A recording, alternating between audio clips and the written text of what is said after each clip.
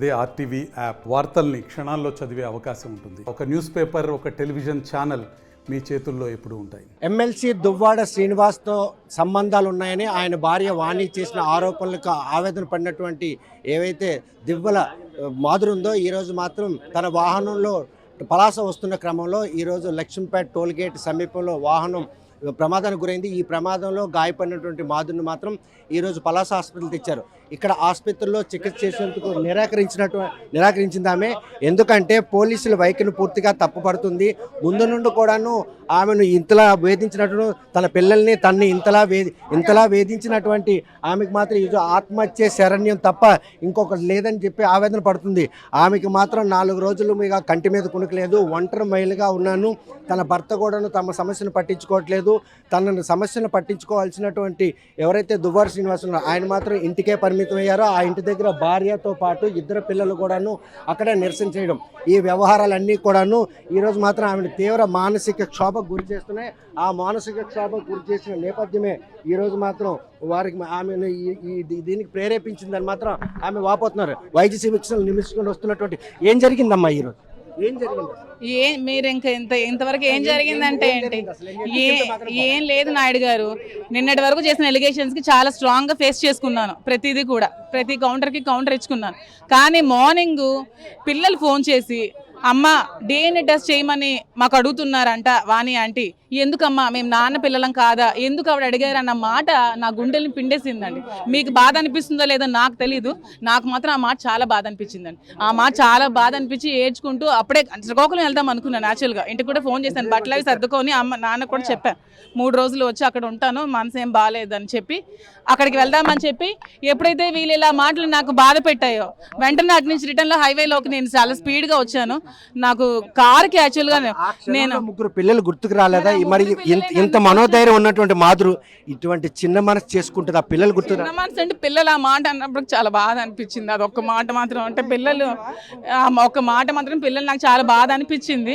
బాధ అనిపించి ఆ నిర్ణయం తీసుకున్నాను. తప్పే నిర్ణయం, ఎందుకంటే ఏదైనా ఒక ఒంటరి మహిళ అయి ఉండి కూడాను నీ మీద పడిన ఆరోపణల్ని తప్పిపుచ్చుకోవడానికి, వాటిని సమాజానికి రుజువు చేయడానికి ఇంత పెద్ద వ్యవస్థతో పోరాడుతున్నాం.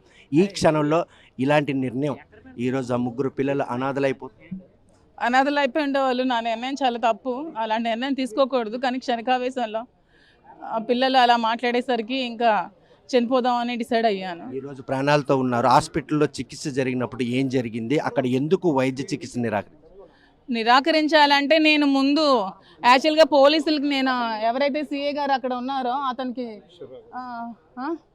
అతనికి అడిగాను, నేను ట్రీట్మెంట్ తీసుకోను, నాకు చచ్చిపోవాలని నేను డిసైడ్ అయ్యే చనిపోదాం అనుకున్నాను. ఇప్పుడు కూడా నేను చనిపోదామని అనుకుంటున్నాను. నా పిల్లల్ని మనోభావాలను దెబ్బతీసేలా వాణి మాట్లాడింది కాబట్టి ఆవిడ మీద మీరు యాక్షన్ తీసుకుని ఆవిడని అరెస్ట్ చేసి మీరు లీగల్గా ప్రొసీడ్ అయితే నేను ట్రీట్మెంట్ తీసుకుంటానని చెప్పే నాకు తీసుకుంటానని మాట ఇచ్చి మేము తీసుకుంటాము, నువ్వు ట్రీట్మెంట్ తీసుకోమా అంటే తీసుకున్నాం. కానీ ఇప్పటి వరకు ఏ యాక్షన్లో ఏమి తీసుకోరు. తీసుకుంటారు ఎందుకంటే ఆ టీడీపీ సపోర్ట్లో ఉంటారు కాబట్టి, మీ వైసీపీ ప్రభుత్వం కాబట్టి మాకు సపోర్ట్ చేయరు. ఈవెన్ ఇప్పుడు లోపల కూడా నన్ను చాలా ఇది చేశారు, చాలా ప్రెజరు. నేను ఆల్కహాల్ తాగానని ఆల్కహాల్ టెస్ట్లు, నేను రిపోర్ట్ అట్లీస్ట్ వీడియోకి పిలవండి, మీడియా ఎదురుగా నాకు ఆల్కహాల్ టెస్ట్ చేయండి, మీడియా ఎదురుగా నాకు బ్రీత్ అనలైజర్ టెస్ట్ చేయండి అంటే వీళ్ళని కూడా చాలా మంది వస్తానని పిలిచిన ఎవరిని రానివ్వలేదు. నా మనుషులను కూడా బయటకు పంపలేదు. అట్లీస్ట్ నా ఫోన్లో ఒక వీడియో అయినా ఫోటో అయినా తీసుకుంటామని తీసుకోలేదు. నేను ఇంక బ్లడ్ టెస్ట్ ఇవ్వను అని నేను నిరాకరించి నేను చేసుకోను, మీరు ఏం చేస్తే అది చేసుకోండి అంటే ఈవెన్ ఎవరో ఒక అతను నాకు చేయి పట్టుకొని మ్యాన్యువల్ హ్యాండ్లింగ్ కూడా చేసి తీసేయండి పర్వాలేదు, ఆమె చెప్పేది ఏంటని చెప్పి ఒక సీఏ గారు ఎవరో నాకు అతను ఉన్నారు కదా, బలవంతంగా తీయండి, ఆమె ఒప్పుకునేది ఏంటంటే నేను ఒప్పుకోకున్న నా బాడీ మీద హ్యాండ్ వేసే రైట్ ఏ పోలీస్కైనా ఎలా ఉంటుందండి? బలవంతంగా తీయమని చెప్తే నేను ఒప్పుకోలేదు. మీడియాకి పిలవండి అని చెప్పాను, మీడియా కూడా పిలవనివ్వలేదు. యాక్సిడెంట్ జరిగినప్పుడు వెహికల్ ఏ స్పీడ్లో ఉంది, ఆ స్పీడ్లో జరిగిన స్పీడు ఏం తెలియదండి. మైండ్ అంతా ఆబ్సెంట్ అయిపోయిందండి. పిల్లలు ఆ క్షణం మాట్లాడినప్పుడు నా మైండ్ ఆబ్సెంట్ అయిపోయి నాకు ఒక ఏడుపు తప్ప ఏం రాలేదు, ఏం గుర్తు రాలేదండి. గుర్తు రాకుండా నేను హైవే మీదకి అలాగ వచ్చానండి. లారీకి హిట్ చేయబోయాను, లారీకి టచ్ అయిపోయి ఏడుస్తే కార్కి జస్ట్ టచ్ చేసి ఎలా పడానో మరి ఏమైందో కూడా మరి నాకు తెలియదు. తర్వాత లేదు అనుకోలేదు. లోపల కూడా జస్ట్ మొత్తం ఆ నుంచి ఇక్కడ వరకు 3 times ఇలా టర్న్ అయ్యాను కదా, మరి నాకు అన్కాన్షియస్ అయ్యాను. లోపల ఏదో గ్యాస్ కూడా రిలీజ్ అయింది, ఊపిరి అందలేదు. పిల్లలు గుర్తొచ్చారు ఆ టైంలో లాస్ట్లో ఏమంటారు ఏం మాట్లాడుతున్నానో కూడా చెప్పట్లేదు. తల చాలా ఆ ముగ్గురు పిల్లల సంగతి ఏంటని అడుగుతున్నాను. పిల్లలు మరి అదే పిల్లల కోసమే నేను ఇలా నిర్ణయం తీసుకోవాల్సి వచ్చింది కాబట్టి బాధ అనిపించింది. ఫైటింగ్ ఎగ్జిస్టెన్స్ లో ఇటువంటి నిర్ణయాలు నీ జీవితాన్ని బాగు చేస్తాయి. నా జీవితాన్ని బాగు చేయవు. పిల్లలు బాధ అనిపించింది తప్పే. నిర్ణయం నేను తీసుకోకూడదు. ఇలాంటి నిర్ణయాలు ఇంకెప్పుడు తీసుకోను. స్ట్రాంగ్గా ఉందామని అనుకుంటున్నాను. ఇలాంటి ఆరోపణలు పూర్తిగా సమాజానికి తనపై చేసినటువంటి ఏదైతే ఆరోపణలు ఉన్నాయో ఆరోపణల్ని నిరాధించుకోవాలని చెప్పేసి 4 రోజులుగా కంటి మీద కునుకు లేకుండా ఒంటరిగా ఫైట్ చేస్తున్నాం. మీకు ఈ క్షణం తీసుకున్న నిర్ణయం కారణంగా మళ్ళీ మీ మీద ఏమైనా negative think negative thing form అయితే ప్రజలందరికీ ఒకే దండం పెడుతున్నాను. ఇప్పటికే నా పిల్లల వాళ్ళు చాలా సఫర్ అయి వస్తున్నాను. మీరు మళ్ళీ నెగిటివ్ థింకింగ్లోకి వెళ్ళి మళ్ళీ నెగిటివ్ చేస్తే నేను ఇంకా లైఫ్ లీడ్ చేయనండి. ఇది ఇప్పుడే చెప్తున్నాను మీ అందరికీ మీడియా ముఖంగా. చూస్తే కనుక ఆమె మదనపాటు మాత్రం పగస్తులకు కూడా రాకూడదని చెప్పుకోవచ్చు. ఏదైతే పిల్లలకి DNA టెస్ట్ చేయాలని చెప్పేసి దువ్వాడ వాణి డిమాండ్ చేయడంతోనే ఆమె మనస్తాపానికి గురయ్యారు. శ్రీకాకుళం వెళ్దామని బయలుదేరినటువంటి మాధురి మాత్రం ఆ కారును పలాస వైపు తిప్పడం జరిగింది. పలాస టోల్ గేట్ దాటిన తర్వాత ఎంత స్పీడ్లో వెళ్తున్నానో ఎలా వెళ్తున్నాను అన్నది కూడా ఆమెకి అసలు అంటే మైండ్ పూర్తిగా పనిచేయలేని క్రమంలోనే ఈరోజు మాత్రం ఆమె అక్కడ ప్రమాదానికి గురైంది. పక్కనే ఆగున్నటువంటి ఒరిస్సాకు సంబంధించిన కారును ఢీకొన్న ప్రమాదంలో అందులో ఉన్నటువంటి ముగ్గురు కూడా స్వల్ప గాయాలతో బయటపడినటువంటి మాధురి పలాస ఆసుపత్రిలో చికిత్స పొందుతుండగా ఆ ప్రమాదానికి గల కారణాల నేపథ్యంలో పోలీసులు చేసిన దర్యాప్తులు మాత్రం ఈరోజు బ్లడ్ టెస్ట్తో పాటు అదేవిధంగా ఏదైనా మద్యం సేవించున్నారని చెప్పేసి బెర్త్ అనాలిసిస్ టెస్ట్ని కూడా చేయడం జరిగింది. అది మాత్రం ఆమెను తీవ్రంగా మదనపాటుకు గురిచేసింది. ప్రమాదం నుండి వచ్చిన వారికి వెళ్ళిన పూర్తిగా ఫస్ట్ ఎయిడ్ చేయాలి. ఆ ఫస్ట్ ఎయిడ్ ప్రక్రియను పక్కన పెట్టి ప్రమాదానికి గల కారణాలని ఒక యాక్సిడెంట్ అయిన వచ్చినటువంటి మహిళను ఇట్లా పోలీసులు వ్యవహరించి దీన్ని మాత్రం ఆమె తీవ్రంగా తప్పుపడుతున్నారు. గత 4 రోజులుగా ఒంటరిగా కంటి మీద కునుకు లేకుండా దువ్వాడి వాణి చేసినటువంటి ఆ ఆరోపణలను సమాజంలో రుజువు చేయాలి. ఈరోజు నేను శ్రీనివాస్తో ఉన్నటువంటి ఏదైతే ఆయనతో పరిచయం ఉంది కావచ్చు, ఆయనతో ఉన్న సావాసం కూడాను ఈరోజు ఆమె రాజకీయ స్వప్రయోజనాలు చేసినటువంటి ఆరోపణలుగా ఆమె పరిణామాలు తీసుకుంటున్నారు. ఈ విషయంలో కోర్టులో కూడా తెలుస్తాం. దువ్వాడి శ్రీనితో పాటు ఈరోజు సజనం సాగించాలన్నటువంటి ఆమె ఆరోపణల నేపథ్యంలో పిల్లల జోలికి వాణి రావడాన్ని ఈరోజు మదనపాటుకు గురైందని చెప్తున్నారు. ఆ గురైన క్రమంలో ఈరోజు ఆత్మహత్య చేసుకోవాలని నిర్ణయించుకునే కారు మీద ఒంటరిగా సెల్ఫ్ డ్రైవింగ్ చేసుకుంటూ వస్తున్న క్రమంలో జరిగినటువంటి ఘటనలో మాత్రం ఆమె స్వల్ప గాయాలతో బయటపడింది. ఈరోజు పలాస హాస్పిటల్లో చికిత్స చేసే పోలీసులు వ్యవహారం అంటే వైద్యులు చికిత్స చేయాలి, కానీ పోలీసులు కనుసైగుల్లో వైద్యులు చికిత్స చేయడం పరీక్షలు చేయడం మాత్రం తీవ్రంగా మదనపడుతున్నారు.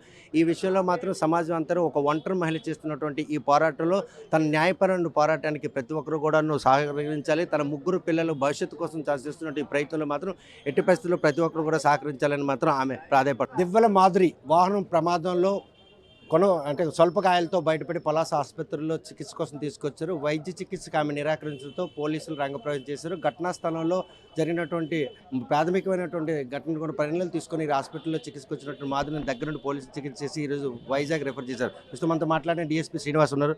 ఆమె ప్రమాదానికి గల కారణాలు ఏమని భావిస్తున్నారు, ఆమె ఇప్పుడు ప్రాణాపాయ స్థితిలో లేకుండా ఇప్పుడు ఎక్కడికి రెఫర్ చేశారు?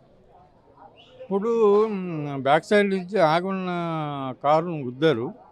దాని మీద సింపుల్ ఇంజరీస్ అయితే హాస్పిటల్ తీసుకొచ్చారు. ఆమె స్టేట్మెంట్ ప్రకారంగా కొద్దిగా ఏమైనా కండిషన్స్ ఏంటనేది తెలుసుకోవడానికి హాస్పిటల్ వారు KGHC రెఫర్ చేశారు. రెఫర్ చేస్తే పంపించారు. చికిత్స చేయడానికి ఎందుకు నిరాకరించింది ఆవిడ? ఇందులో పోలీసుల ఇన్వాల్వ్మెంట్ ఏంటంటే ప్రశ్నిస్తుంది ఆవిడ. చికిత్స చేయించుకోవడానికి నిరాకరించలేదు. చికిత్స చేయించుకోవడానికి అంగీకరించారు కాబట్టి KGHC రెఫర్ చేశారు. వెళ్తున్నారు.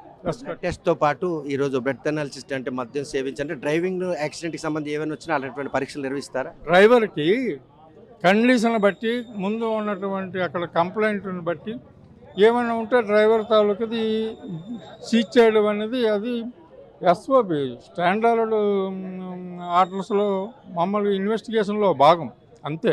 సెల్ఫ్ డ్రైవింగ్ ఉన్నటువంటి ప్రతి ఒక్కరికి ఈ ప్రాసెస్ మాత్రం డ్రైవింగే కాదు, ఒకప్పుడు పక్కన ఎవరు ఉన్న డ్రైవర్ వరకు వెరిఫై చేస్తారు. ఈ ఆరోపణ వేరే డ్రైవర్ వాళ్ళు ఇచ్చిన కంప్లైంట్ ఆధారంగా ఇచ్చేయాల్సి అవును, వేరే డ్రైవరు వాళ్ళు ఇచ్చిన కంప్లైంట్లో ఉంది కాబట్టి చూస్తే కనుక ఏదైతే వాహనం ఇంకో వాహనం ఢీకొట్టిందో ఢీకొట్టిన వాహనం డ్రైవర్ ఇచ్చినటువంటి ఫిర్యాదు మేరకు ఈరోజు ఆయనకి బ్లడ్ అనాలిసిస్ టెస్ట్ కూడా చేయాల్సి వచ్చింది.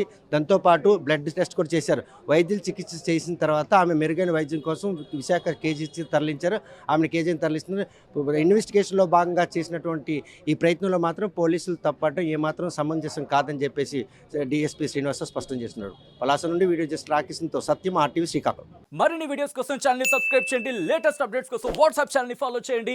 అండ్ లింక్ డిస్క్రిప్షన్ లో ఉంది.